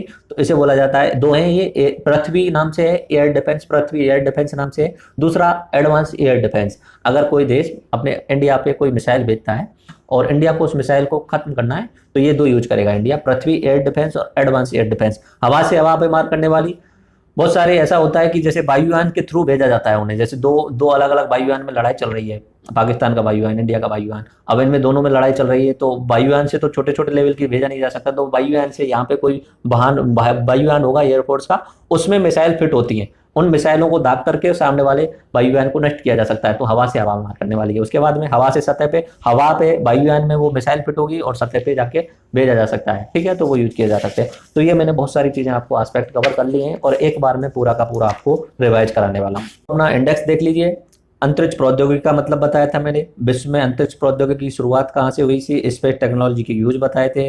अंतरिक्ष प्रौद्योगिकी भारत में कैसे आई ये बताया था। इसरो के बारे में स्पेशल बताया था, इसरो के प्रमुख अभियान के बारे में बताया था। लॉन्च व्हीकल और सैटेलाइट के बीच में अंतर बताया था। पीएसएलवी और जीएसएलवी के अंतर बताया था। रॉकेट और मिसाइल के बीच में अंतर बताया था। अंतरिक्ष प्रौद्योगिकी क्या है ये बता चुका हूँ। साइंस का यूज करके टेक्नोलॉजी, साइंस विज्ञान है उसका यूज करके टेक्नोलॉजी बनाना। उसके बाद में यूज मैंने बताए थे, वेदर फोरकास्टिंग यानी मौसम में, रिमोट सेंसिंग सुदूर संवेदन में, जीपीएस में, सैटेलाइट टेलीविजन में, आर्मी यूज में किया जाता है। उसके बाद में मैंने उसकी कहानी बताई थी कि अपना ब्रह्मांड कितना बड़ा है, स्टीफन हॉकिंस ने क्या कहा था ये बताया था। अब इन्हें भेजे जाने के लिए आवश्यक तत्व बताए थे, एक लॉन्च व्हीकल चाहिए, एक सैटेलाइट चाहिए, ठीक है, ये दो चीज बताई थी। उसके बाद में मैंने कुछ फैक्ट बताए थे कि सबसे पहला जो सैटेलाइट भेजा था वो किसने भेजा था, यूएसएसआर ने, ठीक है। उसके बाद में अमेरिका ने कौन सा भेजा था, वो फेल हो गया। उसके बाद में पहला जो मनुष्य था कौन गया अंतरिक्ष में, यूरी गागरिन गया था। पहला चांद पे कदम रखने वाला मनुष्य कौन था, नील आर्मस्ट्रांग था। पहला चंद्रमा पे अंतरिक्ष में जाने वाला कौन सा था, तो वो राकेश शर्मा था जो चंद्रमा पे गए थे। उसके अलावा प्रथम महिला कौन थी भारत की, कल्पना चावला। सर्वाधिक समय तक रहने वाली कौन थी, सुनीता विलियम्स थी। उसके बाद में मैंने यूज बताए थे, दोबारा से यूज बताए थे, ये इंपॉर्टेंट है, सीधा सीधा मेंस के एग्जाम में सीधा पूछा जाएगा। स्पेस टेक्नोलॉजी के उपयोग बताइए, ये 8-9 यूज बताए थे। दूर संचार में, टीवी ब्रॉडकास्टिंग में, वेदर फोरकास्टिंग में, एग्रीकल्चर वाटर रिसोर्स स्टडी में किया जाता है, मिनरल प्रोस्पेक्टिंग खनिज सर्वेक्षण में, जीपीएस ग्लोबल पोजिशनिंग सिस्टम में, नेविगेशनल सर्विस में, सर्च एंड रेस्क्यू ऑपरेशन में और डिफेंस यूज में किया जाता है। उसके बाद में हम आगे चले गए थे, इंडिया के इसरो की कहानी मैंने बताई थी। 1947 में जब पंडित नेहरू जी आजाद होने के बाद में दो लोगों को बुलाया, होमी जहांगीर बाबा को और डॉक्टर विक्रम साराभाई को। होमी जहांगीर बाबा को न्यूक्लियर प्रोग्राम दिया, विक्रम साराभाई को स्पेस प्रोग्राम दिया। स्पेस प्रोग्राम की बात की तो 1969 में इसरो बन गया, 1972 में डिपार्टमेंट ऑफ स्पेस बन गया। उसके बाद में पहला सैटेलाइट आर्यभट्ट था जो रूस की मदद से भेजा गया। 1980 में रोहिणी भारत में बना जिसे SLV-3 के द्वारा भेजा गया, सतीश धवन स्पेस सेंटर श्रीहरिकोटा से। उसके बाद में लॉन्च व्हीकल के नाम बताए थे मैंने, SLV, ASLV, PSLV, GSLV। Satellite के नाम बताए थे बहुत सारे, गगन, IRNSS, चंद्रयान, मॉम, PSLV-3 जो है वो, उसके द्वारा ये इंपॉर्टेंट हो जाते हैं 2-3 इंपॉर्टेंट कि फरवरी 2007 में 104 सैटेलाइट एक साथ में भेजा, PSLV C-37 के साथ में 104 सैटेलाइट भेजे थे। उसके बाद में 5 जून 2017 को क्रायोजेनिक इंजन, जो क्रायोजेनिक इंजन यूज करने वाला जो है GSLV Mark 3, उसके द्वारा GSAT नाम से एक सैटेलाइट को भेजा गया था। ये इस तरीके से मैंने आपको बताया था। उसके बाद में हेडक्वार्टर बताया था मैंने बेंगलुरु में, कहाँ से लॉन्च किए जाते हैं, श्रीहरिकोटा और तुम्बा, 2 जगह बताई थी। तुम्बा के बारे में बताया था, मैग्नेटिक इक्वेटर है। उसके बाद में इंपॉर्टेंट सैटेलाइट बताए थे कम्युनिकेशन के लिए, इनसैट, GSAT ये बताए थे। उसके बाद में मैंने आपको IRNS के बारे में कुछ स्पेशल बताया था और मंगलयान के बारे में कुछ स्पेशल बताया था। फिर फ्रीक्वेंटली आस्क्ड क्वेश्चन पे चले गए थे जो कि सारी चीज़ों का रिवाइज था इस तरीके से। और लास्ट में मैंने आपको स्पेस एक्स का नाम बताया था, एलन मस्क का नाम बताया था जो प्राइवेट है, नासा का नाम बताया था, अमेरिका का है, और क्रायोजेनिक इंजन GSLV Mark 3 और अपने मिसाइल्स के कुछ प्रकार बताए थे। तो आई विश आपको स्पेस टेक्नोलॉजी 360 डिग्री में समझ में आ गई होगी, एक एक पॉइंट कवर हो गया वो स्पेस टेक्नोलॉजी के। और मेरे हिसाब से अब आप सभी स्टूडेंट को वाइप आउट कर सकते हो इसके मामले में, इसलिए मैंने इसे KT सीरीज में डाला था, नॉलेज ऑफ ट्रुथ श्रृंखला में डाला था। और इसे आप अपने फ्रेंड्स के साथ में, माता पिता के साथ में, किसी के साथ में शेयर कर सकते हो। थोड़ा सा उसके लिए सॉरी, वॉइस प्रॉब्लम रही थी बीच में क्योंकि उसमें माइक थोड़ा सा काम नहीं किया, तो आप जैसा भी आपको लगा हो, आई थिंक ज़्यादा प्रॉब्लम नहीं रही। तो आई विश आपको पूरा समझ में आ गया होगा। और आपको ये लेक्चर कैसा लगा इसके बारे में मुझे कमेंट बॉक्स में बताइए, और क्या इसमें कोई चेंज किया जा सकता था ये भी बता देना। तो राम राम साहब, धन्यवाद।